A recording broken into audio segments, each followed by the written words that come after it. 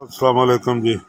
ਇਹ ਜਨਾਬ ਅਸੀਂ ਨਾ ਬਣਾਏ ਨੇ ਆਪਣਾ ਇੱਕ ਇਹ ਵਾਲਾ ਜਿਹੜਾ ਆ ਇਹਦਾ ਅੱਗੇ ਨਾ ਐਲਾ ਲਾਇਆ ਜਿਹੜਾ ਇਹ ਟੇਢਾ ਆ ਇਹ ਸਾਈਲੇਜ ਲਈ ਬਣਾਇਆ, ਸਾਈਲੇਜ ਨੂੰ ਨਾਲ ਲਾਉਣ ਲਈ। ਅਤੇ ਇਹ ਵਾਲਾ ਜਿਹੜਾ ਆ ਇਹ ਹੈਗਾ ਜੇ ਗੋਹਾ ਇਕੱਠਾ ਕਰਨ ਲਈ। ਇਹ ਬੜੀ ਜ਼ਬਰਦਸਤ ਚੀਜ਼ ਆ ਜੀ, ਇਹ ਇੰਨੀ ਕੁ ਫਸਟ ਕਲਾਸ ਆ ਜਿੰਨਾ ਹਿਸਾਬ ਕੋਈ ਨਹੀਂ। ਇਹ ਹੁਣ ਜਿਹੜਾ ਇਹ ਆ ਸਾਈਲੇਜ ਵਾਲਾ ਇਹ ਦੇਖੋ, ਇਹ ਮੈਂ ਇੱਕ ਹੱਥ ਦੇ ਨਾਲ ਇਹਨੂੰ ਆਹ ਦੇਖੋ ਆਹ ਸਾਰਾ ਇਹ ਨਾਲ ਲੱਗੀ ਜਾਂਦਾ ਜੀ ਇੱਕ ਹੱਥ ਦੇ ਨਾਲ। ਜਿੰਨਾ ਸਾਈਲੇਜ ਆ ਇਹ ਇੱਕ ਹੱਥ ਦੇ ਨਾਲ ਲੱਗ ਜਾਂਦਾ ਜੇ ਇੱਕ ਹੱਥ ਦੇ ਨਾਲ ਇਹ ਸਾਈਲੇਜ ਸਾਰਾ ਜਿਹੜਾ ਇਹ ਨਾਲ ਲੱਗੀ ਜਾਂਦਾ।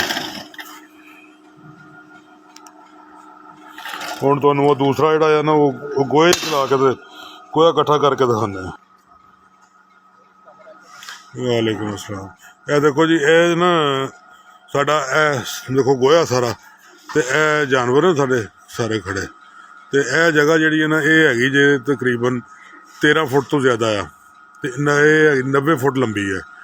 ਅਤੇ ਇਹ ਜਦੋਂ ਅਸੀਂ ਫੌੜਾ ਫੇਰਦੇ ਸੀ ਨਾ ਇਹ ਸਾਨੂੰ ਇੱਥੇ ਤਕਰੀਬਨ ਅੱਧੇ ਤੋਂ ਪੌਣਾ ਘੰਟਾ ਲੱਗਦਾ ਸੀ ਫੌੜਾ ਫੇਰਦੇ। ਇਹ ਹੁਣ 5 ਮਿੰਟ ਉਹਦੇ ਨਾਲ ਲੱਗਦੇ ਨੇ ਅਤੇ ਇਹ ਸਫਾਈ ਹੋ ਜਾਂਦੀ ਜੇ। ਇਹ ਦੇਖੋ, ਇਹ ਦੇਖੋ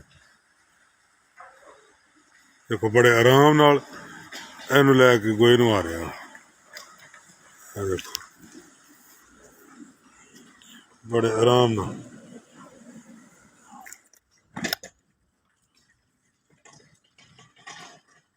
ਇਹ ਦੇਖੋ ਇਹ ਸਫਾਈ ਦੇਖੋ ਕੈਸੀ ਇਹਨੇ ਕੀਤੀ ਜੇ।